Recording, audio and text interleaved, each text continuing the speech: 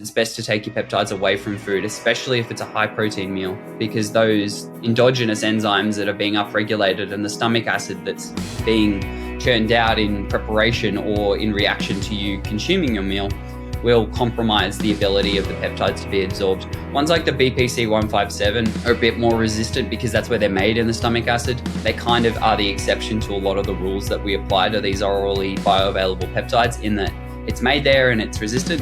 But ones like KPV or GHK-Cu or the TV4 fragments, they're more fragile, and that's why we have to be intelligent in how we take them and how we buffer them, or also how we deliver them.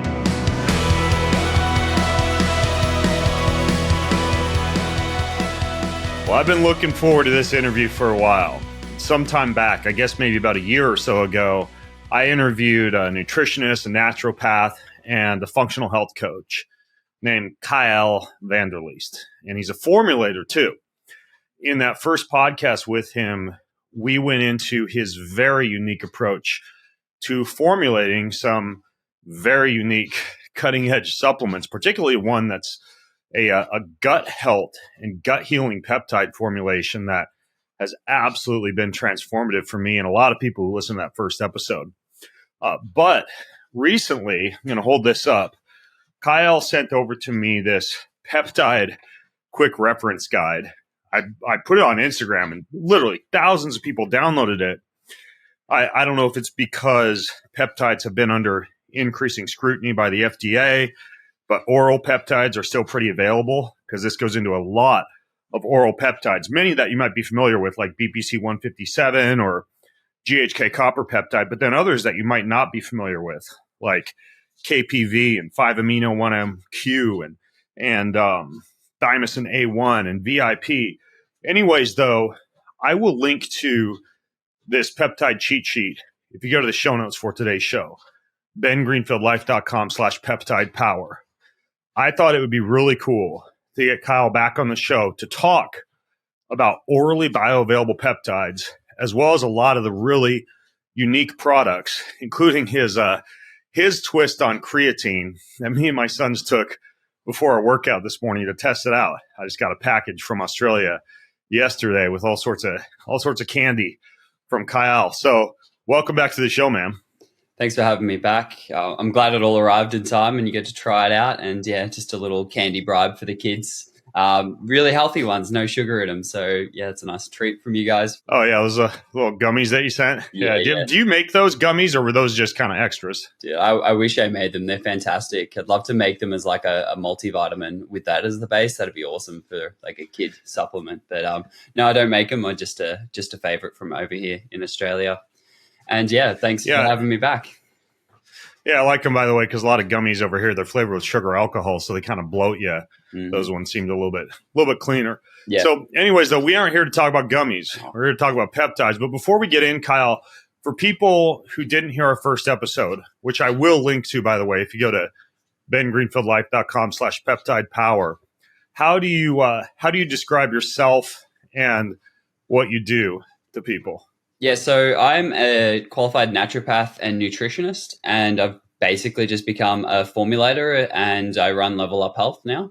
I have been trained in those things, so I sort of use a combination of what I learned in nutrition with naturopathy, with functional medicine. When I was younger, straight out of university, I got a job at a hyperbaric oxygen clinic and was working at a health food store. So between those sort of two jobs, I learned so much dealing with people who were either elite athletes at the hyperbaric oxygen center or chronically ill people. And I found very quickly what I was taught in university wasn't really cutting it as far as my ability to help people. So between that job, my own personal health challenges, and the naturopathic store, it was just so formative, and it was like this massive trial by fire. I had to learn fast to be able to help people, and that's sort of what I did. And how I did it was listening to audiobooks like your ones, or listening to podcasts like yours and Ben Pekalski and Dave Asprey's, all very, very formative podcasts. And I think most people in the functional medicine space now are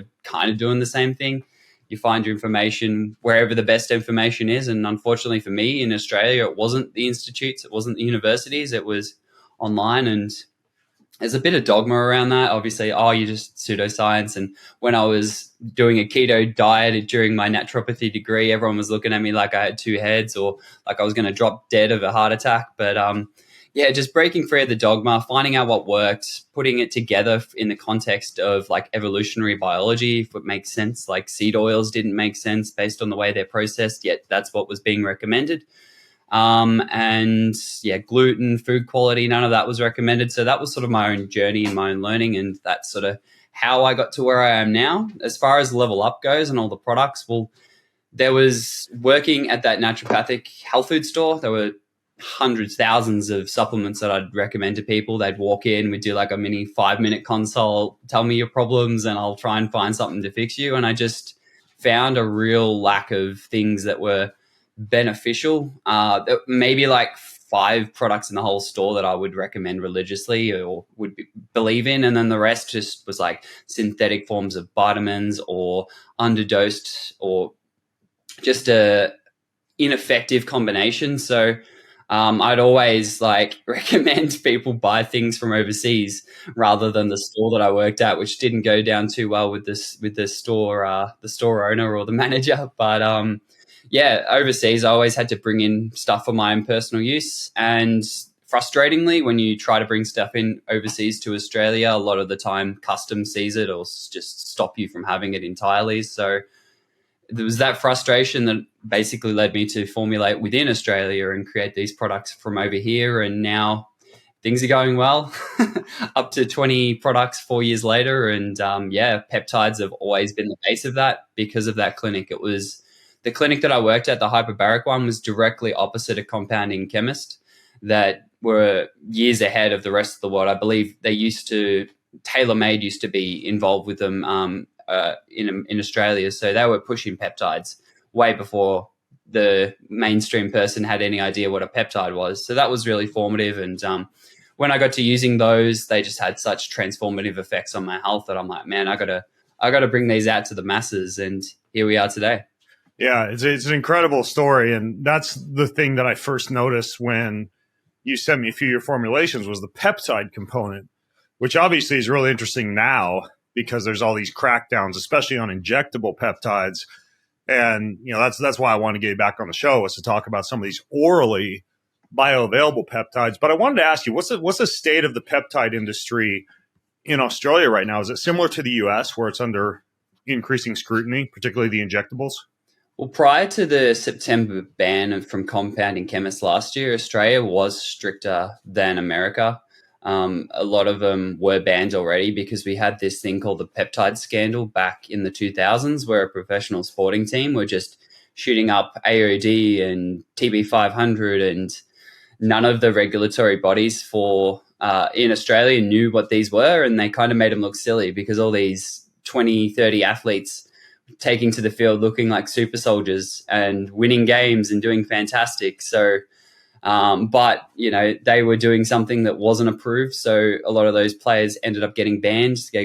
One of them was the MVP for the league for that season. He got stripped of that title after they found out they were doing peptides. And as a reactionary step, they banned and put a lot of stigma around peptides within Australia. So, ones like TB500 are still banned today. A lot of AOD 9604, I believe, is banned as well.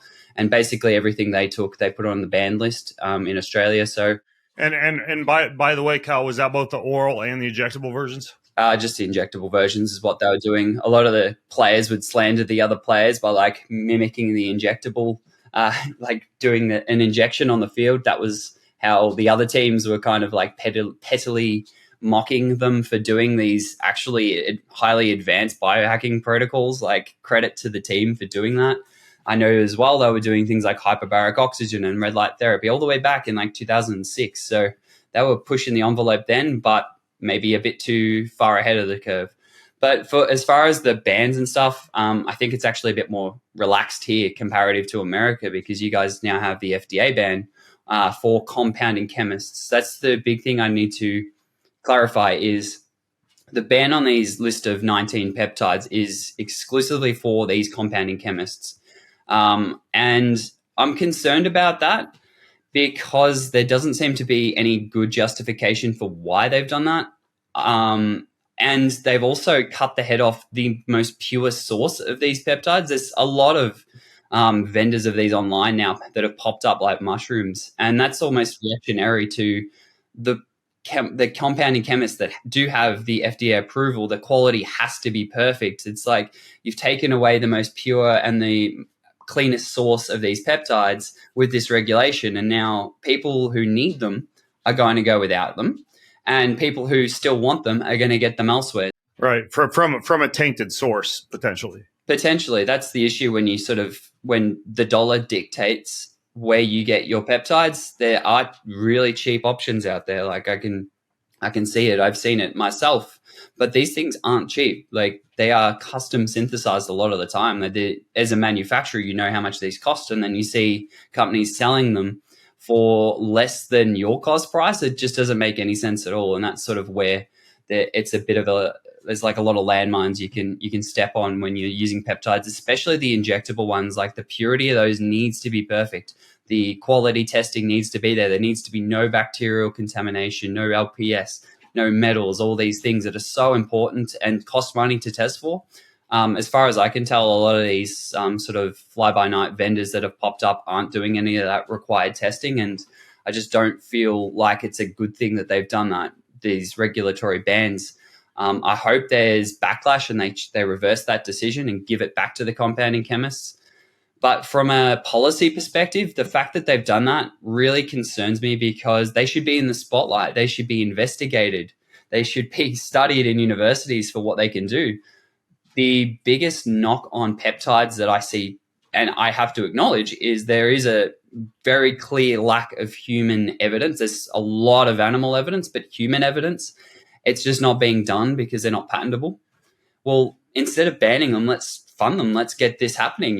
Like they are helping people without that robust evidence base. There's no doubt about the effects of these peptides now. People use them and they feel really good on them, and then they don't want to go back to not using them. So rather than take them away because there might be some concern over it and taking it away from the best people making them, they really just should put this into studies. They should be funded for like armed services and veterans. Any sport where there's a risk of a brain injury, they should be used already proactively, or veterans returning with brain injuries or something like that. This is where the attention should be, not on like, oh, we don't like them because we don't know what they are, or we don't like them because they're competing with the existing pharmaceutical drugs that are out there. So that's my big spiel about what's going on. It's a bit long-winded, but I'm really passionate about this because these things have been called the future of medicine, and it's for freaking good reason. They are so pleiotropic in their benefits. They're so safe in their safety profile. They don't interact with the liver, so there's very little risk of toxicity. There's a little bit higher risk with some of these synthetic derivatives that don't come from the body. There are peptides that are naturally based and ones that are synthetic, but for the most part, they are broken down in circulation and by the kidneys. So there's very low risk. There's very high safety profile on these, and there's so many other things out there that should be under scrutiny, not these peptides. When you were listing some of the things that would be potential concern for contamination, particularly in an injectable peptide, you mentioned LPSs. Are you referring to lipopolysaccharides? And if so, how do those even get into an injectable? Yeah, well, they shouldn't be in there. That's the fact of the matter. But yeah, lipopolysaccharide is from the cell wall of gram-negative bacteria. It's highly inflammatory, and it only would get in there with poor manufacturing processes and lack of sterility, and just those two things. And there's no chance it should be in there if a company has done the testing and has followed good manufacturing GMP facility protocols, which, majority of them out there do. There's a lot of good vendors online that do follow these practices. And if you're going to buy, make sure you buy from someone who has the testing, or if they don't have the testing, they can prove that they do it, not just for LPS, but for heavy metal contamination. For oral peptides with the pass-through on the kidney, are you concerned at all for people who might have compromised kidney function, or are there certain people for whom these wouldn't be a fit? When I say they come out of the kidney, it's like the metabolites of those peptides. Like most of the time, peptides are broken down just by proteolytic enzymes within your body, like hydrolase enzymes, the main one. A lot of the oral ones are only short chain. So the amino acid chain is usually between 3 and 10 amino acids long. And they're all just one of the 20 amino acids that are found in the diet anyway. So once that bond is broken and that tertiary structure or that folding structure of the peptide is broken, then you're just left with amino acids. It's not too dissimilar to if you just took like an essential amino acid and you've just got them as single form in the end. It's not like you're left with a toxic metabolite. You are just left with an amino acid, which can then go on and incorporate itself into your muscle or go wherever it's needed. So the breakdowns of these things is just peptides, just amino acids, So there's another added layer to the safety profile of these things. Now, based on the fact that they're hydrolyzed in that manner, would it make sense from a formulation standpoint or a stacking standpoint to take some kind of like a digestive enzyme if you were to consume an oral peptide, or are they broken down easily enough without that? Well, taking a digestive enzyme alongside a peptide is actually a contraindicated point for when you consume them. Really? If you take it side by side with your peptides, you're not really giving them a good chance, because that's one of the things with the formulations I do is I buffer against those enzymes by putting things like bicarbonate or selcoprosate sodium. These things buffer the stomach acid and prevent that pepsinogen to pepsin conversion in the stomach, because pepsin's the main proteolytic enzyme in the stomach that will break down oral peptides. So taking your peptides away from proteolytic or any digestive enzymes is important, because you've got the protein and the Pac-Man next to each other. You want to kind of keep them apart, or your own endogenous Pac-Men, so to speak, enzymes. Buffering them and keeping them sort of away from the main ones is a great way to make sure that they get systemic. Once systemic, they do last about 3 to 6 hours. It is a very short half-life, and that's why certain things like the follistatin therapy, if you just take follistatin by itself, again, you have to take it daily, day after day after day, versus the ones that I think you've done it with Adil Khan. Yeah, you mean the intramuscular injection, the follistatin gene therapy intramuscular? Yeah, so the gene therapy versus just taking follistatin, your body's making that follistatin all the time, versus you'd have to inject it daily, probably 2 or 3 times. Okay, so if I were to go up and have lunch after this and take your gut repair formula with lunch, would that mean I shouldn't take digestive enzymes at the same time if I'm having a meal with gut repair formula? Yeah, so when I advise people how to take the products, I always say if you can tolerate in that GI repair formula the zinc carnosine in the high dose, then have it away from food. But if you do get a bit nauseous from zinc, which people, ironically, the ones who are most deficient in zinc tend to get the most nauseous from zinc. So yeah, if you do get nauseous from the zinc in that formula, take it with food. Otherwise, it's best to take your peptides away from food, especially if it's a high protein meal, because those endogenous enzymes that are being upregulated and the stomach acid that's being churned out in preparation or in reaction to you consuming your meal will compromise the ability of the peptides to be absorbed. Ones like the BPC 157 are a bit more resistant because that's where they're made in the stomach acid. They kind of are the exception to a lot of the rules that we apply to these orally bioavailable peptides, in that it's made there and it's resistant. But ones like KPV or GHK-Copper or the TB4 fragments, they're more fragile, and that's why we have to be intelligent in how we take them and how we buffer them, or also how we deliver them. So yeah, don't take your enzymes with your peptides would be my recommendation. That's really good to know. Actually, I didn't know that. So the gut repair formula, by the way, which we've mentioned a couple of times, for people who didn't hear our first episode, this might help them wrap their head around your formulation approach. What all is in that? Oh, that one's a tripeptide formula. It's got KPV, lorazepatide, and BPC. Those 3 peptides are really amazing. All 3 of them, for repairing the gut lining. Can you break down what each of those are and how they work? Sure. So BPC 157, everyone's favorite peptide at the moment if you're into peptides. Pleiotropic peptide, multiple benefits, mainly centered around wound healing and restoration of the epithelial layer of the gut. It's really good for repairing hyperpermeability of the gut, as is the lorazepatide, which is they work in synergy together. One sort of helps with the collagen networks It helps upregulate the growth factors required for wound healing. And the lorazepatide is a zonulan antagonist, so it brings together the lining of the epithelial wall layer. And together with KPV, which is an antimicrobial, anti-inflammatory peptide, they work really well in synergy to basically fast track your gut healing as best they can. Now, what would be the difference between the oral bioavailability and the injectable bioavailability? Yep. So injectables always going to be the gold standard for bioavailability. 100% of what you inject ends up in circulation. That's just how it is. Injectables often come as raw or lyophilized, and then you have to reconstitute with water and then inject. That's what it is. That's great. Purity is important for those, as we mentioned, the LPS and then the heavy metals, versus the oral forms. Oral forms tend to be limited by the size of the amino acid chain.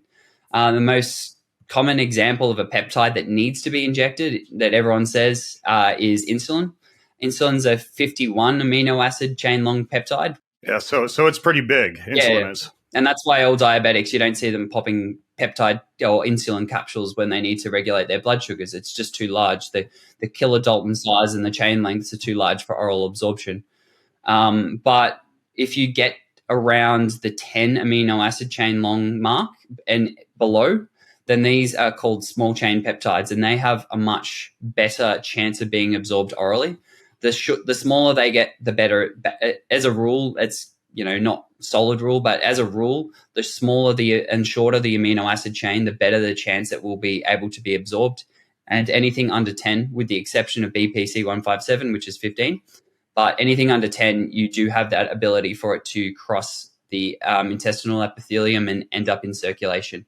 Every peptide has a different profile of how well it will be absorbed, and they tend to be, depending on the peptide, about the 15 to 20% mark if you just take them as a raw peptide without sort of buffering it. And if that peptide is less than 10 amino acids long, so like KPV, that's a three chain peptide. It's derived from alpha MSH, the parent peptide of that. From MSH, you also have melanotan, which has KPV in it as well. But melanotan is too large. Alpha MSH is too large, but KPV, being that 3 amino acid peptide, is small enough that if you buffer it with something like a delayed release capsule, something like bicarbonate to prevent the pepsinogen to pepsin breakdown of the peptide, you don't take it with enzymes, then it will make it past and through your stomach acid well enough that you will end up absorbing it orally, and it will end up in circulation where it can have its powerful anti-inflammatory effects, its antimicrobials, its anti-candida and Lyme effects. Well, KPV has some pretty cool analgesic, pain-killing, and mood-enhancing properties too, right? That's the PEA portion of the products I use. So, okay, that's palmitil ethanolamide. That's one of these new age or cutting edge supplements that I really like to recommend to people. It's essentially cannabis oil for its purpose and its effect. It works on the CB1, CB2 receptors. It has the analgesic effect that you mentioned before for pain killing. It's a COX-2 inhibitor, and it really just helps with inflammation. It's kind of like a turmeric and a cannabis oil combined without any of the cannabinoids and any of the things that people worry about with CBD. So I really love that ingredient as a functional filler in my products. I don't ever use things like rice flour or just cellulose as a filler in the products. I think that's such a missed opportunity when, the peptides, they're only usually in microgram quantities. So you are left with, if it's a 700 milligram capsule, you're left with like 699 milligrams to do something to synergize with the peptides. And that's in every formula I do. That's what I try and utilize. If people are taking a capsule, let's just get the most out of that capsule. I know your capsules are pretty jam-packed, man. It's crazy. And the PEA, based on the effects in the endocannabinoid system, would that also assist with sleep or sleep architecture? Yeah, it can definitely do that. It can also reduce your neuroinflammation levels. And because its PEA is actually a fatty acid, it has an affinity for the brain and for the heart. So it's a fantastic one for anyone who has any cardiac inflammation, but also any neuroinflammation. So that the PEA and the magnesium threonate I was using together when I was living really close to a cell phone tower years ago before I knew any better. And they really sort of helped me get through that, along with things like methylene blue. Yeah, the GHK copper peptide, you sent me that one. Now, what would be the time or the reason to take that orally? So GHK is one that has that low bioavailability that I spoke of, and most people will inject it, which as a copper thing to inject, it can actually be quite painful. But you take the GHK because it's fantastic for anti-aging. It upregulates a heap of your longevity genes. It helps activate your stem cells, and even if you take it orally, and it will end up systemic the way I formulated it, and then it has just fantastic effects for your skin, for the stem cells of your skin, but also for the stem cells of your gut. So in maybe 3 or 4 months' time, I'm going to actually be adding it to the GI repair formula because I've just found so much literature on it helping with the gut that at the moment, with that large dose of zinc, I balance it out with copper citrate. Well, I'm just going to swap that copper citrate for the GHK copper. That way I'm still maintaining a good zinc to copper balance, but we're adding a very, very functional synergistic peptide rather than just a bit of token copper to balance those ratios out. Yeah, and you have this peptide cheat sheet. And again, I'll put this at bengreenfieldlife.com/peptide power if people want to check it out. But there was one oral peptide. I might have missed it or not seen it on here, but the TB4, call it TB4 AC-SDKP. That's not a mouthful enough. What's the advantage of that one? Well, you can see exactly why I needed to create a cheat sheet, like remembering. Yeah, this thing's huge. I'm holding it up. Well, there's actually two of them. There's AC-SDKP and AC-LKK-TETQ. So easy to remember those. I deal with them almost every day, and even still, I had to look up the second one to remember it. But these are basically the terminal ends of the parent TB4 peptide. So TB4 is too large. Again, it's too large to absorb orally. I think it's about 40-something amino acids long. Just to clarify, this is the thymosin beta-4 that a lot of people will inject for like inflammation or for healing and recovery, right? Exactly. Thymosin beta-4 is the naturally occurring form, and TB500 is the synthetic analog. So it was created to give the effects of TB4, but as a more concentrated synthetic form of it. So they're basically interchangeable, TB4 and TB500, but the TB4 is the natural longer amino acid, and the TB500 is shorter. But from that TB4, there is an N terminal and a C terminal, and the AC-SDKP is one of the ends, and the AC-LKK-TETQ is the other. And basically, by taking these two short chain peptides out from the parent peptide, you are removing all of the middle part, which some of those fragments within that middle part of the chain of the TB4 peptide have benefits, but you can just take these pentapeptide and the other one, I think 7 amino acids long, and because they're now short enough to be orally bioavailable, you can then get the benefits of the parent TB4 thymosin beta-4 peptide orally. Yeah, so for pain, inflammation, you can take this orally. Yep. So each fragment does different things. So the AC-SDKP is anti-inflammatory. It's anti-fibrotic. It helps with like blood vessel growth. It's good for the integrity of the epithelium and the tight junctions in the body. And yeah, it's really, really good for the cardiovascular system versus the other really long one. That's where people sort of might associate the TB500 with the musculoskeletal repair and regeneration and the wound healing and just sort of the other part of the Wolverine stack that people say. So that's that fragment. So by combining those two together, you can have your cake and eat it too without having to inject the parent TB4 or TB500 peptide. Okay, cool. You mentioned tailor-made compounding back when they were still compounding peptides. A guy named Ryan Smith was involved with their company. I interviewed him. He talked about this orally available peptide called 5-amino-1-MQ. And he's an athlete. He's not really a huckster, one of those guys who will say, oh, you take this, it'll break Olympic records. But he did say that it improved his vertical jump dramatically. Mm-hmm. So I got some and started stacking it 5 days on, 2 days off. pre-workout, it's incredible. But how is that one working, the 5-amino-1-MQ? Yep. So that's essentially boosting your NAD levels. Some argue more than actually supplementing NAD or NMN will do. And that's because this compound, and which there's also another one called JBSNF, these two basically work to inhibit the enzyme that converts the metabolite of NAD. Is that the NAMPT enzyme? NNMT enzyme, yeah. It inhibits that. So instead of it being cycled out of your body as the metabolite 1-NMA, it just goes back into the NAD salvage pathway. And that can increase your NAD levels, which, again, I don't need to tell people how good that is for your energy and for your muscle and for fat loss and for basically everything. It's one of the main anti-aging things that people take. But it also can sort of help your methylation cycles too. By not pushing it out of the body, you're sparing your methylation and your SAMe, but you're also boosting your NAD levels. So that's essentially, from my understanding, how the 5-amino-1-MQ works. Yeah, that's fascinating. I had assumed based on the increase in explosiveness and power, it might be acting on the phosphogenic system or increasing phosphate group availability. I didn't realize it had that impact on NAD, though.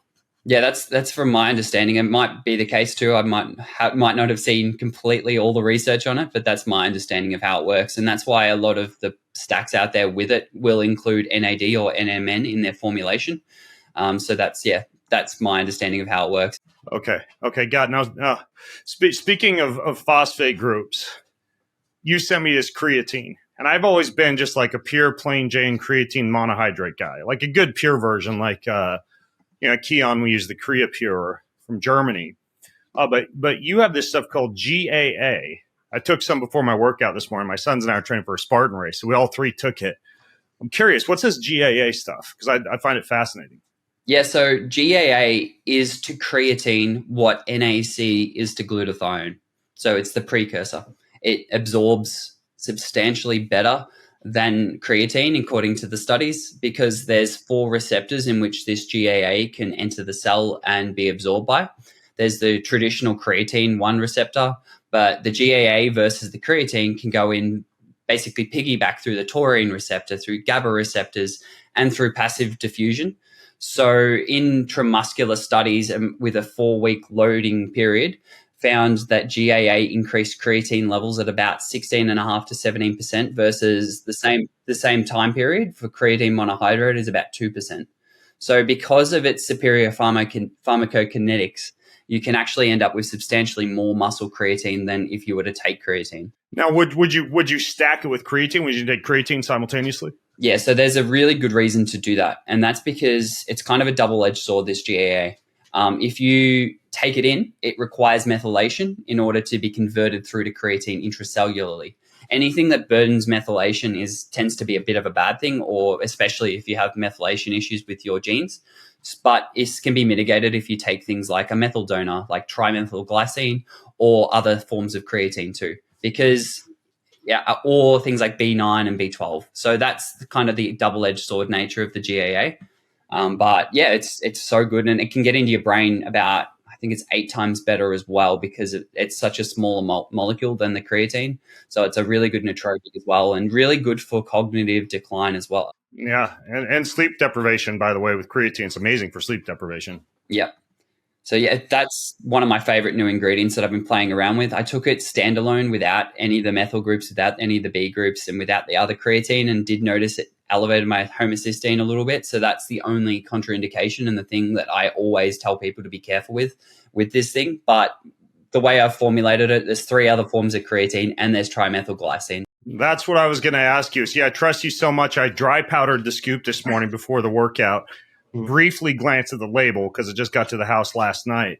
But you had like 5 different ingredients on there, but you formulated it to include the methyl donors and the creatine form along with the GAA. Yep. I don't want to hurt people, Ben. I'm not in that industry. I don't want to. I felt pretty good.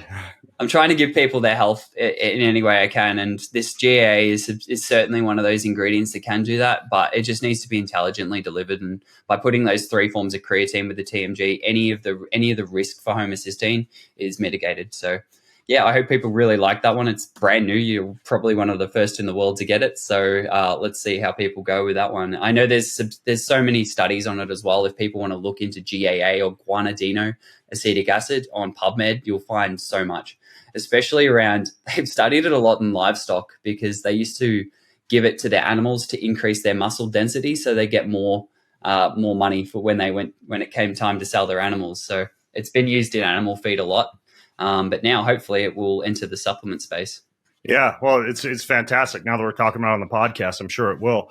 You have a lot of other new era, you call them ingredients that you use, like, dihydroberberine. I've talked about that one before for blood glucose management. Probiotics like Akkermansia, which I've talked about for also blood glucose management and performance and gut health. Paraxanthine for cognition. You use all of those, but then there's a few also that I haven't talked about before in the show. I wanted to ask you about. There's one called Icarin that I noticed you have in your products. What's that? Icarin is every man's favorite ingredient they don't know about. It is basically a naturopathic version of Viagra. It is a PDE5 inhibitor and will have basically the same effects as Viagra in men. And it's the main active from horny goatweed. So people take the horny goatweed supplement. It might make up about 0.2 to 2% depending of the actual horny goatweed plant. But this is what I call the new era or advanced supplementation. It's like instead of taking the whole herb, kind of like with peptides, instead of taking the whole parent molecule, you can just find this one small piece of it that has the desired effect, isolate that out, deliver it in high concentration without the rest of the herb, or without the rest of the peptide, and then you can get like a more powerful benefit and almost like a drug type like effect from it. Oh, dude, I've got a date tomorrow night with my wife. I'm taking her to the new Italian restaurant. Is this in any of the formula that arrived in my house yesterday, this Icarin? Yeah, the Icarin's in my testosterone optimization product called Botanabolic. I have that now. Okay, cool. That's good to know. Yeah, well, the Icarin's in that, epicatechin, Fedosia agrestis, Sustanch, Tonkat Ali. The GAA is in that Botanabolic as well, just in a rather conservative low dose. And one called, Anacyclus pyrethrum and Shilajit. So everything and anything I took to restore my testosterone levels, I just put all in one capsule. Oh, that's incredible. So that one's called Botanabolic? Yeah, I made that reactionarily to living in mold. Living in mold, I might have spoke about that on the last podcast. Well, it happened again, the joys of living in a humid environment. My testosterone plummeted. Free testosterone was down to like 350. So I'm like, oh no, that's not good. No wonder I feel really bad. So once we moved out, I took that and it jumped back up to high 700s after 2 months of taking that. So yeah, I'll have to experiment with it a little bit because my last test, my testosterone had been in the 700, 800 for a while. It was down around the 400s or so. So I may start to use that and see if I see a bump up. I'll let you know how the date goes tomorrow night too with that Icarin ingredient. How about NACET? What's that one? Yeah, NACET is just like NAC, N-acetylcysteine, except it's got an ethyl ester group on it, making it similar to the GAA and other ingredients, way more bioavailable and way better at increasing levels, intracellular levels of glutathione. The GAA and the NACET basically do the same thing, not do the same thing, but work the same way. They're like a precursor or a different form that works better than the mainstream or the conventional form that people use. So instead of just using NAC, which has a pretty poor bioavailability at around 2 to 4%, the NACET form has about a 60% bioavailability. And being an ethyl ester form, it is capable of getting into the brain better than regular NAC too, so boosting glutathione levels in the brain. Between GAA and NACET, for anyone with cognitive decline or any neurodegenerative condition, I see huge potential in these two ingredients. Wow, probably popular there in Australia with all the beer you guys drink, right? For the beer, congratulations on that last podcast. That was the last one I listened to where you spoke about alcohol. I hope you didn't get too much backlash from the hardcore people who think it's just poison and there's no safe level. But yeah, for that, it's good to take that one to salvage your brain. Yeah, I was reading a study this morning, by the way, just this morning on over 3,000 Italian men, and they differentiated between those who drink alcohol Mediterranean style, meaning not binging, having it with a meal in people in a social situation, very small amounts and almost like a microdosing format each day versus those Italian men who drink more like, I suppose, I don't know, Asian or Western type of approach to alcohol. And the cardiovascular benefits were profound in the people who had a Mediterranean approach to drinking alcohol versus those who were drinking it a little bit more like, again, a stereotypical binge drinker. So there is something to the context and the dosing. Yeah. Well, one thing I'm going to make sure I don't do is promote drinking to Australians. We do not need any more excuses to do it. It's already too much of a problem. Well, speaking of drinking, by the way, in the liver, what about TUDCA? What about that one? Yeah, so TUDCA is fantastic for the liver. Like if you are hammering your liver with alcohol, which we don't recommend, just be sensible. TUDCA can help as well. Like I took TUDCA when I lived in mold as well. Everything in the range can come back to mold in some way, shape or form. But TUDCA I first took when I was living in mold because I was developing a bit of cholestasis. So my bile wasn't flowing, my liver enzymes were elevated. And they were elevated because I basically had the drainage pathway for the liver was clogging up. It was too thick and it wasn't moving. So the first time I took TUDCA, I had a massive bile release. I felt like absolute crap, but it finally freed things up and my liver enzymes after a month sort of normalized and my liver started working again. Okay, so would that explain, because I took 2 of those TUDCA tablets or capsules with dinner last night.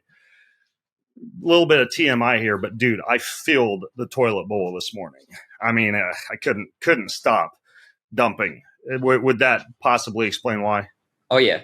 I sent you the double strength too, Ben. So if you took 2, that's 1,000 milligrams. Yeah, well, my bile was flowing apparently. But if I or somebody, because I often have elevated liver enzymes. Sometimes it's just because I'm doing my blood test post workout, which kind of like artificial elevation of CRP or creatine kinase or creatinine, you'll see elevated blood values. But if someone had consistently elevated liver enzymes, then would TUDCA be a good approach to manage that? As far as an individual single ingredient for liver enzymes, TUDCA and taurine are the 2 that I recommend the most. TUDCA will, as a water-soluble bile salt, thin the bile. And as I described it, it's sort of like your drains. If your liver is the bathtub, then TUDCA allows the drain to empty and to all the dirty bath water, all the metabolites, all the toxins from your liver to flow out freely. But sometimes when you pull the plug on the bath and it's full of crap, then on the other end, there's also going to be a dumping effect.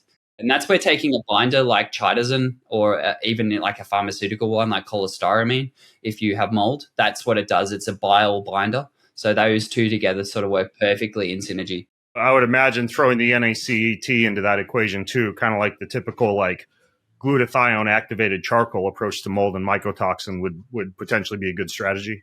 Yeah, exactly. The glutathione will provocate the mold and then, take the TUDCA to increase the bile. It's a cholagogue and a choleretic, so increases bile production and bile secretion. And bile is one of the main ways in which we dump and get toxins out of our body. And then having a binder like the chitosan to make sure that it's removed out of your body is like the perfect sort of triple mold combination. It's one I had to remind myself because similar to you, I was taking all of the glutathiones and the NACs and the TUDCAs, but I kind of for a while forgot to take any amount of binder. And I had I'm certain I had hepatic recirculation of these toxins. So that's why it's important.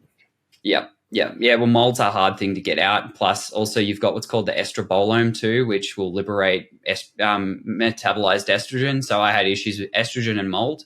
And without the binders like the calcium D-glucarate or what's the modified citrus pectin, those 2 are fantastic for clearing out the estrogen. I think the modified citrus pectin does estrogen and mold together, so that's a fantastic binder for people. But the chitosan was really important because I was taking my liver complex formula, which has the NAC, it has globe artichoke, it has what's the other ones? Regular NAC and taurine and glycine and all these, bile production, cholagogue, choleretic herbs and ingredients with the TUDCA, and it was just too much, similar to what you've described. So adding back the binder certainly helped with that. And that's just your detox basics on how to actually get stuff out of your body when you're sick. Why don't you formulate a binder with Level Up Health that you could sell as a package with the TUDCA or the liver support? I should do that, but I believe Quicksilver Scientific's Ultra Binder has that covered. Yeah. I have that by my bedside, by the way. I just didn't take it last night. We'll take it tonight if you do the same thing. But usually that effect isn't prolonged or lasting. It's usually if you've not taken it for a while, you might have some degree of thickening of the bile, especially if your liver enzymes are sneaking up. And it's usually that first one, that sort of massive dump that might happen when that bile dump onto your stomach that might happen. And it can also cause some nausea as well, or it can cause like a Herxheimer reaction because all of these toxins that are all of a sudden being released upon your microbiome, they're not happy about it either. And then they have a little reaction to all of the toxins and all of the bile secretion as well. Plus bile has antimicrobial effects. Bile is fantastic for anyone who has any sort of bacterial overgrowth. So taking TODCA can help with fungal and bacterial overgrowths up in the upper small intestine. Oh, so you mean something like SIBO? It could have an effect on that. It absolutely does, yeah. And a lot of time people with SIBO tend to be on lower fat diets, so they don't have as much bile secretion. Yeah. Okay, that makes sense. What other of your kind of new era ingredients or oral peptides, as you refer to them, are you excited about or haven't we talked about yet?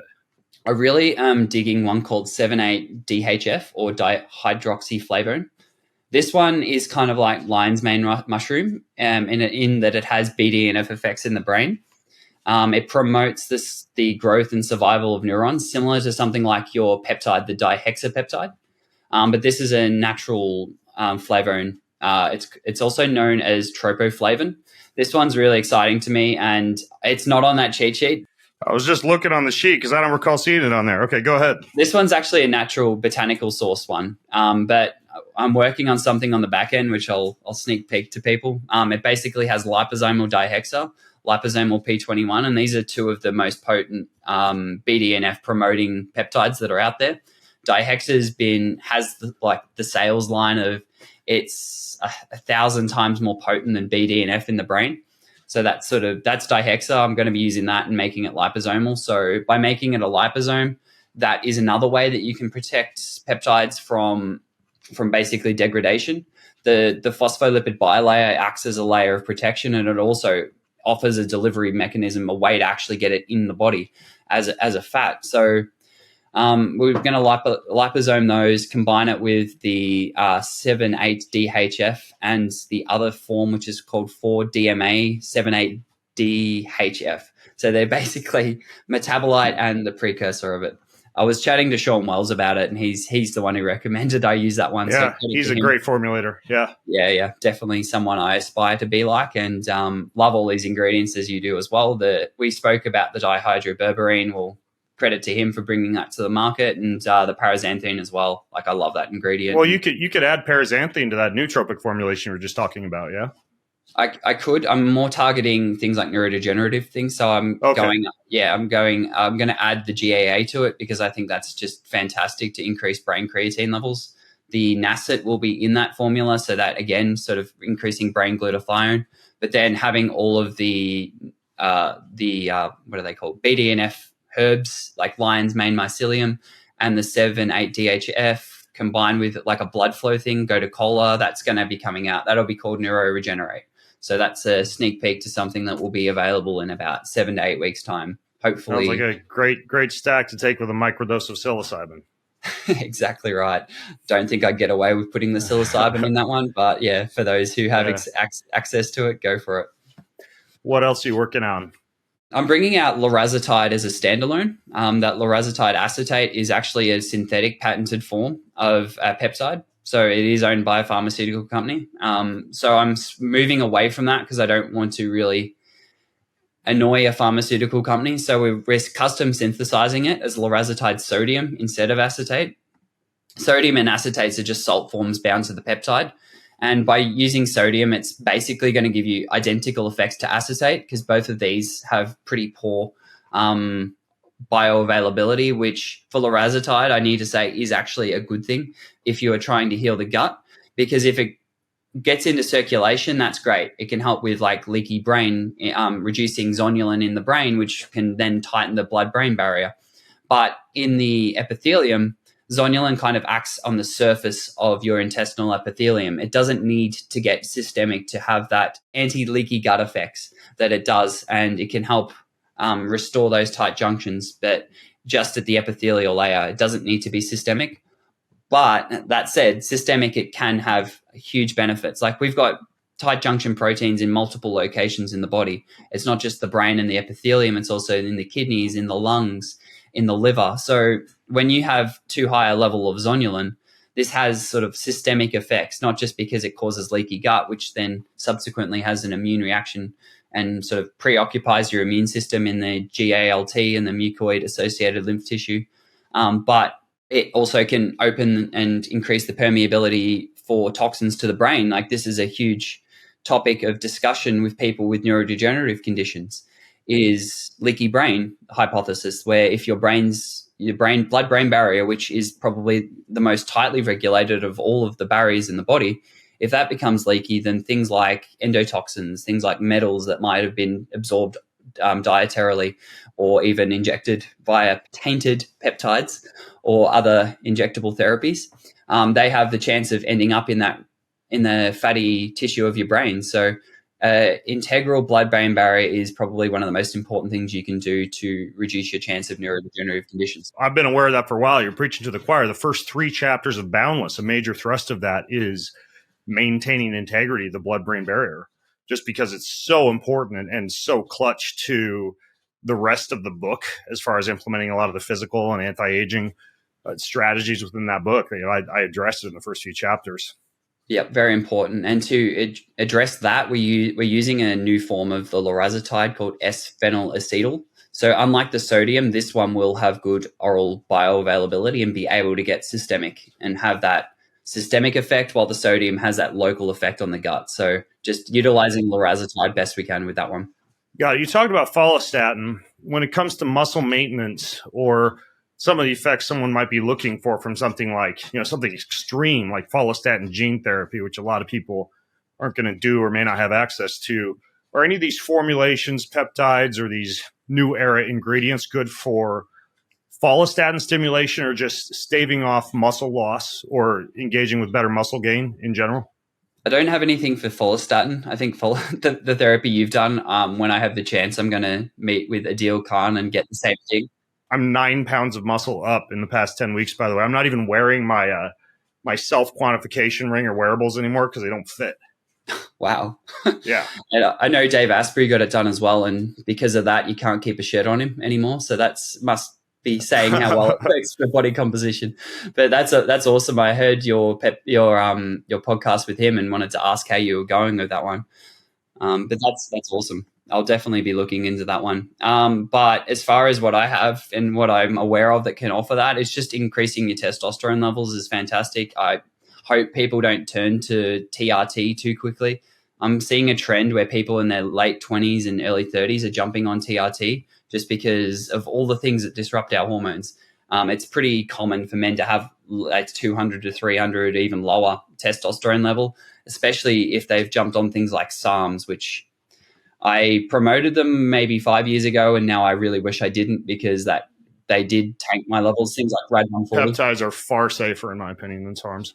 Absolutely. The SARMs are banned, and I think that actually have pretty good reason for it. Like they're not completely bad. If you know what you're doing and you're aware of the side effects, then great. But they do definitely suppress your testosterone, no matter what someone selling it will tell you. It happens, and I've seen it in my own bloods. So taking things like Concat Ali and anacyclus pyrethrum and Shilajit and what's the other one? Fedosia agrestis, but in a low dose. All these are going to increase your luteinizing hormone levels, your FSH levels, and then subsequently bring up your testosterone. And that's sort of what I've found to be really beneficial for my muscle and my performance. But combining the GAA with those things has been really good for my gym performance. Yeah, I can't wait to see how it feels for me to stack the GAA for a few weeks. I'm just going to start using it pre-workout. So stay tuned. I'll fill you in. Yeah.